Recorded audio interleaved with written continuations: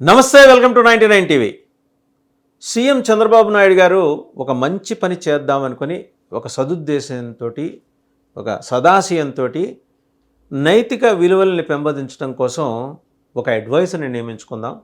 పిల్లల్లో ఆ నైతిక విలువలు, మోరల్స్ వాటిని పెంపొందించడానికి కావాల్సిన విధి విధానాలు రూపొందించడం కోసం ఆయన కానీ, అలాగే విద్యాశాఖ మంత్రి లోకేష్ గారు కానీ నిజంగా చాలా కమిటెడ్గా వాళ్ళు ఆలోచన చేసి పక్కదోవ పడుతున్న విద్యా వ్యవస్థలో నైతికతని ఒక దీపస్తంభంలాగా నుంచోబెట్టాలనే సంకల్పంతో ప్రవచనకర్త చాగంటి కోటేశ్వరరావు గారిని సలహాదారుగా నియమిస్తూ ఉత్తర్వులు జారీ చేశారు. వారు కూడా బాధ్యతల స్వీకరణ అయిపోయింది. అయిపోయిన తర్వాత హఠాత్తుగా కొన్ని శక్తులు తెర మీదకి వచ్చేసాయి. వామపక్ష భావజాలం ఉంది, అలాగే చాలా ప్రోగ్రెసివ్ థింకర్సు.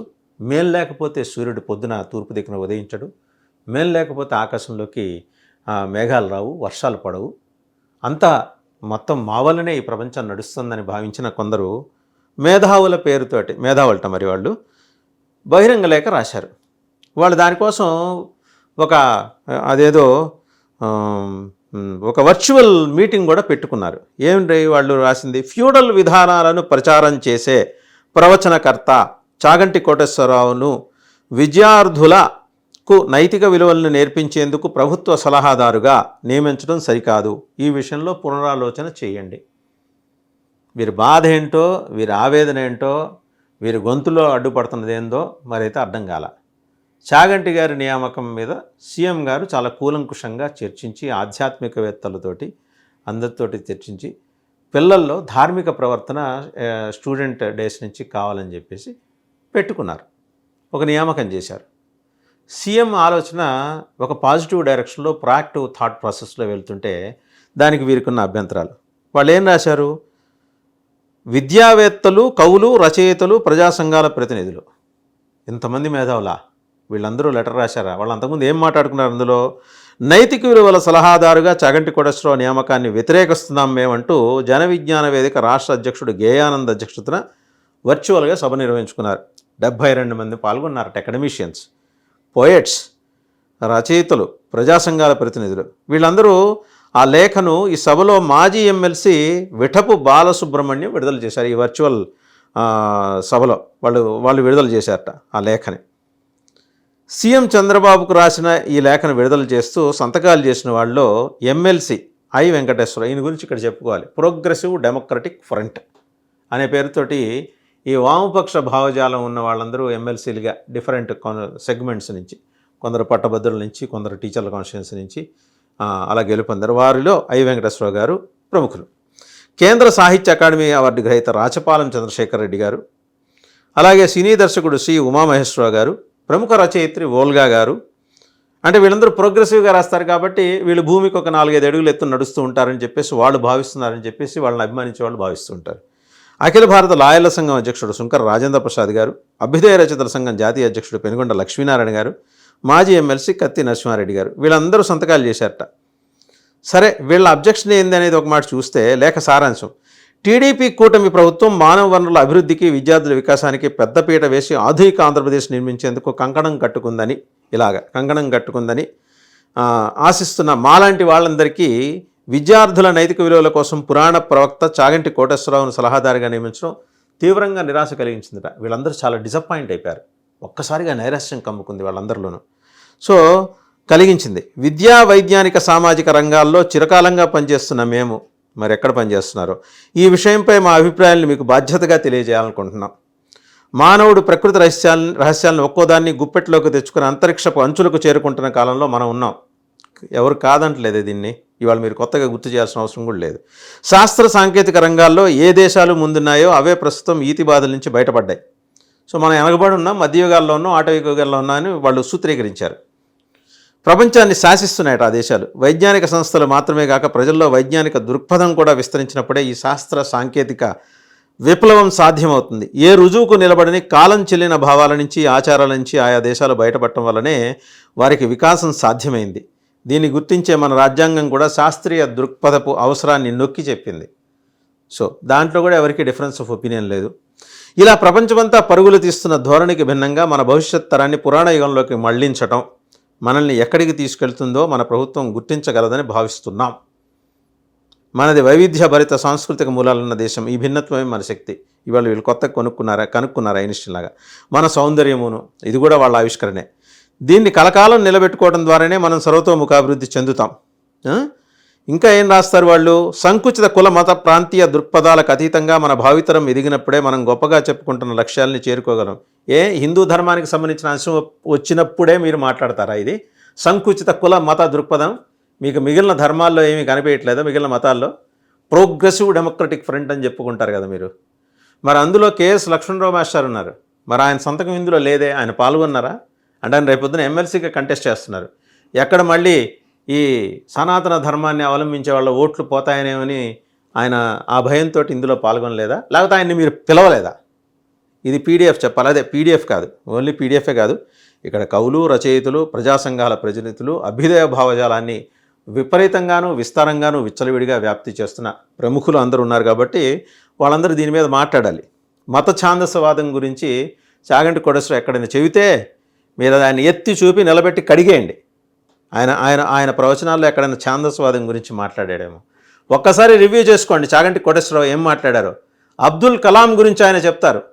ఈ దేశం ఎటువంటి గొప్ప శాస్త్ర సాంకేతిక యోధుడిని కన్నదో అని చెబుతూ ఆయన ఏ ధర్మాన్ని ఆలంబనగా చేసుకుని అక్కడ దాకా ఎదిగాడో కూడా చెప్పిన వీడియోలు ఇంకా మార్కెట్లో ఉన్నాయి. ఒకవేళ మీ కళ్ళకి కనపడకపోతే గూగుల్లో సెర్చ్ చేస్తే దొరుకుతాయి. ఇలాంటి ఎందరో మహానుభావుల గురించి కుల మతాలకు అతీతంగా చాగంటి కోటేశ్వరరావు చెప్పారు. ఇదేదో చాగంటి కోటేశ్వరరావు వెనకేసుకోవాల్సిన అవసరం లేదు. మీరు సనాతన ధర్మం మీద ప్రోగ్రెసివ్ థింకర్స్ పేరుతో చేస్తున్న దాడి కాబట్టి ఈ విషయాన్ని ప్రస్తావన చేయాల్సి వస్తుంది. ఇది చాలామంది మాట. సోషల్ మీడియాలో మీకు ఆల్రెడీ కౌంటర్స్ తగులుతున్నాయి. మీరు ఏదో అన్నారు కదా, మీరు మేధావులు, అభ్యుదయవాదులు, ప్రజా సాంస్కృతిక వారధులు అని. చాగంటి కోటేశ్వరరావు ప్రవచనాలతోటి ఈ రాష్ట్రం పాడైపోతుందా? ఈ రాష్ట్రం వెనక్కి వెళ్ళిపోతుందా? ఎన్ని వందల సంవత్సరాలు వెనక్కి వెళ్ళింది చెబుతారా? ఆయన ఏం తప్పు చెప్పాడు చెబుతారా? లేకపోతే ఆయన ప్రపోజ్ చేసిన చంద్రబాబు గారు ఏమన్నా, ముఖ్యమంత్రి చంద్రబాబు నాయుడు గారు కానీ, నారా లోకేష్ గారు కానీ ఏమన్నా తప్పు చేశారా? విద్యార్థుల్లో నైతిక ప్రవర్తన కోసం ఒక రోల్ మోడల్ ఉండాలి. కాబట్టి వారిని పిలిచి వారికి ఆ బాధ్యత అప్పచెప్పారు. ఆయన పదవి అనలా, బాధ్యత అన్నారు. ఆయన కూడా చాగంటి కోటేశ్వరరావు గారు పదవి అనే మాట ఆయన తీసుకునేవాడైతే ఎప్పుడో తీసుకునేవాడు కదా. ఆయన 4-5 ఏళ్ల క్రితం నుంచి ఆయనకు ఆఫర్స్ ఉన్నాయి కదా, తీసుకోలేదే. సున్నితంగా తిరస్కరించారు. ఆయన ఒక ఉద్యోగంలో ఉన్నారు, పదవి విరమణ చేసిన తర్వాత వచ్చారు. రైట్, ఇంకా మీ బాధ ఏంటి? అదే మేధావుల ఆలోచన ఏంటో ఒకసారి చూద్దాం. మన విద్యా విధానం ఏమాత్రం శాస్త్రీయంగా లేదట. మన పిల్లలు తీవ్రమైన మానసిక ఒత్తిడికి లోనవుతున్నారు, బలవన్మరణాలకు కూడా సిద్ధపడుతున్నారు. మీరు చెప్పండి, శాస్త్ర సాంకేతిక దృక్పథాల్లో దూసుకుపోతున్న మొత్తం అంశాలన్నీ మీ దగ్గర ఉన్నాయి కదా. మీరు కూడా గవర్నమెంట్ ఆఫ్ ఆంధ్రప్రదేశ్కి ఒక రిప్రజెంటేషన్ పెట్టుకోండి. రేషనలిస్టుల వైపు నుంచి భౌతికవాదులు, హేతువాదుల, అలాగే శాస్త్ర సాంకేతిక పరిజ్ఞానాన్ని ఆకాశం దాకా తీసుకెళ్ళి ఉన్నతంగా తీర్చిదిద్దగల మేధావుల తరఫున ఒక అడ్వైజర్ని పెట్టుకొని మీరు కూడా రిప్రజెంటేషన్ ఇవ్వండి. లేకపోతే మీ బాధ అదేనేమో మరి ఆ రిప్రజెంటేషన్. అలాగే వ్యక్తిగా ఎదుగుతూ సామాజిక జీవిగా పరిణితి చెందడం అనే లక్ష్యం నుంచి మన విద్యార్థులు నానాటికి దూరం అవుతున్నారు. దీంతో వాళ్ళు ఒంటరి వాళ్ళు అవుతున్నారు అని చెప్తూ మన విద్యా లక్ష్యాలని పునర్నిర్మించుకోవాల్సి ఉందనే మాట కూడా మీరు మాట్లాడారు. రాస్తూ మన విద్యార్థుల్ని సమకాలీన ప్రపంచానికి సమర్థులైన ప్రతినిధులుగా తీర్చిదిద్దటంలో పౌరాణిక పండితులు చేయగలిగింది ఏమీ లేదని తెలియజేస్తున్నారు. వీళ్ళు కనుక్కున్నారండి, వీళ్ళు ఐన్స్టీన్లను, థామస్ ఆల్వా ఎడిసన్లు వీళ్ళు కనుక్కున్నారు. చాగంటి కోటేశ్వరరావు శుద్ధ వేస్ట్. ఆయన వల్ల రూపాయి ఉపయోగం లేదు. సమాజం తిరోగమనంలోకి వెళ్తుంది. పిల్లలందరూ పొద్దున్నే లేచి రామాయణాలు, భారతాలు అవి చదువుతూ, భాగవతాలు చదువుతూ పునీతులైపోయి చదువు సంధ్యలు అటకెక్కించేసి పొద్దున్న లేచినప్పటి నుంచి ఆయన ప్రవచనాలు వింటూ వెనక్కి వెళ్ళిపోతారు, మధ్యయుగాల్లోకి వెళ్ళిపోతారు అనేది వీళ్ళ అండర్స్టాండింగ్. మేధావులు కదా, ఆ మాత్రం అండర్స్టాండింగ్ ఉంటుంది. తెలియజేస్తూ ఈ వైపున తెలుగుదేశం కూటమి ప్రభుత్వం ఆలోచించాలని కోరుతున్నాం. సరే, ముఖ్యమంత్రికి లేఖ రాసిన వాళ్ళల్లో జన విజ్ఞాన వేదిక చిందాక చెప్పాంగా, Geyanand, V Balasubrahmanyam, PDF MLC I Venkateswararao, మాజీ ఎమ్మెల్సీలు ఎంవీఎస్ శర్మ, కత్తి నరసింహారావు, కేంద్ర సాహిత్య అకాడమీ అవార్డు గ్రహీత professor Rachapalem Chandrasekhar Reddy, professor Anjaiah, Volga, Sunkara Rajendra Prasad, SR Parimi, DVVS Varma, Penugonda Lakshminarayana, Buddiga Zamindar, progressive forum జాతీయ కమిటీ ప్రొఫెసర్ అంజిరెడ్డి, విశాలాంధ్ర ప్రచురణల సంపాదకులు గడ్డం కోటేశ్వరరావు, విద్యా పరిరక్షణ కమిటీ కన్వీనర్ రమేష్ పట్నాయక్, గంటాడ గౌరునాయుడు, బ్రహ్మారెడ్డి, చెలికాని రామారావు, ఇంకా చాలామంది పేర్లు ఉన్నాయండి. తమాషా ఏంటంటే ఇందులో మాట్లాడిన వాళ్ళు, సంతకాలు పెట్టిన వాళ్ళు విశాలాంధ్ర ప్రజాశక్తిని చిరపడం చేస్తున్నవాళ్ళు. వాళ్ళకు వచ్చిన అభ్యంతరం ఏందో, పోనీ అభ్యుదయ భావాలని వ్యాప్తి చెందడం కోసం రాష్ట్రంలో పిల్లల్ని ఆ దిశగా నడిపించడం కోసం, హేతువాదం దిశగా దేవుడు లేదు, దయ్యం లేదు, పురాణం లేదు, ఇంకేం లేదు, పుక్కిటి పురాణాలు అవన్నీ ఈ చాగంటి కోటేశ్వరరావులు, ఈ గరికపాటి నరసింహారావులు వీళ్ళందరూ వేస్ట్ అని చెప్పడం కోసం ఒక అడ్వైజర్ కావాలని మీరందరూ కూడా ఒక రిప్రజెంటేషన్ ఇస్తే ఆయన చాలా డెమోక్రటిక్గా ఉంటారు. చంద్రబాబు గారు ఆలోచించి మీకోసం కూడా ఒక సలహాదారుని ఆయన నియమించే అవకాశం ఉంది. ఎందుకంటే ఆయన అందరి ప్రతినిధి. ముఖ్యమంత్రి కేవలం చాగంటి కోటేశ్వరరావు ప్రవచనాలే ఆయన భక్తులకు ప్రతినిధి కాదు. రాష్ట్రంలో ఉన్న మొత్తం 4 కోట్ల 5 కోట్ల మందికి ఆయన ప్రతినిధి. అన్ని కులాలు, అన్ని మతాలు, అన్ని భావజాలాలకి ఆయన ప్రతినిధి. సో దాంట్లో రేషనల్గా ఆలోచిస్తారు. ఆయన చాలా ప్రోగ్రెసివ్ థింకర్ కాబట్టే హైదరాబాద్ ఈరోజు హైటెక్ సిటీని చూసింది, ఇంత డెవలప్మెంట్ చూసింది. ఉమ్మడి రాష్ట్రంలో ఇంత డెవలప్మెంట్ చూసాం ఆయన ముఖ్యమంత్రిగా ఉన్న కాలంలో. సో ఆయన ప్రోగ్రెసివ్ థింకింగ్ని మీరు ఎంచక్కర్లా. చాగంటి కోటేశ్వరరావుని పెట్టుకుంటే ఆయనకేదో మైల్ అంటుతుంది చంద్రబాబు గారికి. సో అర్జెంటుగా మీరు మడి స్నానం చేసి వెంబడే ఆయన్ని తొలగించేయండి అని మీరు ఆవేదన వ్యక్తం చేస్తూ మీరు చేసిన దాని వెనక ఖచ్చితంగా ఏదో ఒక కుట్ర దాగి ఉంది అనే అనుమానం నెటిజన్స్కి వస్తుంది. చాగంటి కోటేశ్వరరావుకి ఈజ్ ఈక్వల్లీ పాపులర్. మీకు తెలుసో తెలీదో, మీకు తెలియాల్సిన అవసరం కూడా లేదనుకోండి, ఎందుకంటే మీరు ఆ లైన్లో ఉండరు కాబట్టి. ఆయన ఏదో 4 మంచి మాటలు చెప్పడానికి వచ్చాడు, మీకు అభ్యంతరం రైట్. ఇందులో మరి బీజేపీ, జనసేన ఇంతవరకు ఎందుకు మాట్లాడలేదో అర్థం కావట్లా. సనాతన ధర్మం కోసం కట్టుబడిన సేనాని తమ అధ్యక్షుడు జనసేనకి. మరి జనసేన నుంచి ఇంతవరకు ఈ ఈ మేధావులు అనబడే 30 మంది సంతకాలతో వచ్చిన లెటర్ మీద జనసేన నుంచి ఇంతవరకు ఎట్లాంటి రెస్పాన్స్ లేదు. ఒకటి.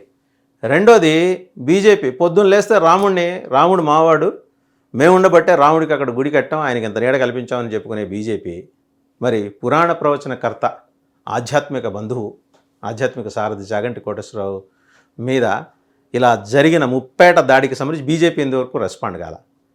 బహుశా వాళ్ళకి ఇవి అక్కర్లేదేమో, రాజకీయపరమైన అంశాలు మాత్రమే వాళ్ళు చూస్తారేమో. నాకు తెలిసి జనసేన రెస్పాండ్ అయ్యే అవకాశాలు ఉన్నాయి. ఖచ్చితంగా జనసేన దీన్ని సీరియస్గానే తీసుకుంటారు. ఈ పీడీఎఫ్ పేరుతోటి ప్రజల్లోకి వచ్చి ఎమ్మెల్సీలుగా ప్రజాబాహుళ్యంలో బాగా మంచి పేరు తెచ్చుకున్న వాళ్ళంతమంది మేధావులు, ఇతర రచయితలు, కవులు, కవయిత్రులు వీళ్ళందరి బాధా వేదన కూడా మనం, ఎందుకంటే డెమోక్రటిక్ కంట్రీలో ఉన్నాం కాబట్టి, బాధా వేదన కూడా ముఖ్యమంత్రి చంద్రబాబు నాయుడు గారు వినాలి. వారి కోసం ఇలా హేతువాదం, భౌతికవాదం, అలాగే లేకపోతే చార్వాకవాదం, వీటన్నిటికీ సంబంధించి ఒక సలహాదారుని నియమించేస్తే బాగుంటుందనే వారి సలహాని వాళ్ళు నేరుగా చెప్పలేరు. ఎందుకంటే ఎవరికి వాళ్ళు తమకు కావాల్సింది చెప్పుకోలేరు కదా. సో అందువల్ల ఈ విషయంలో ప్రభుత్వమే కొంచెం ఉదారంగాను, హృదయ వైశాల్యంతో ఆలోచించి వారిని కూడా ఒక సలహాదారుగా చేస్తే మంచిది. లేకపోతే వాళ్ళు డిమాండ్ చేసినట్టు చాగంటి కోటేశ్వరరావు గారిని తప్పించి పిల్లల్ని సరైన మార్గంలో పెట్టే ఆలోచన కూడా చేయటం మంచిది.